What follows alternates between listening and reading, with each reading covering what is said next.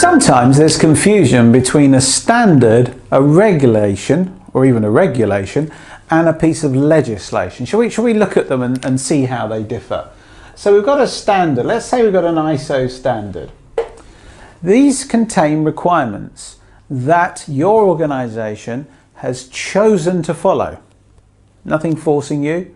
I appreciate your customers might be saying, we need you to follow this standard, but it's still a choice. There's nothing about legal requirements to get an ISO standard. So an ISO standard contains requirements that the organization chooses to follow. Then we also have these fellas, regulations. Let's call them regs. So these might be industry regulations, the rules of the industry, if you like. It could even be a code of conduct or a guideline.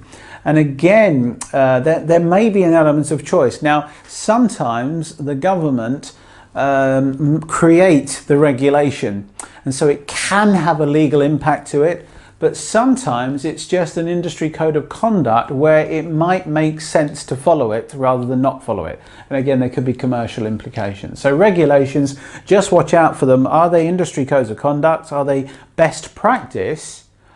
Or are they actually connected to a piece of legislation? Which brings us on nicely to legislation. Let's call these legs.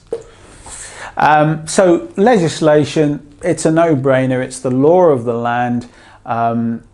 You'd want to follow these anyway, wouldn't you? You'd want to follow these both ways, whether you choose ISO or not. But what ISO says, of course, is follow the regulations and legislation that is relevant to your business. There might be certain pieces of law that every company has to follow, and there might be some that are only relevant to the particular company you work in and the particular sector.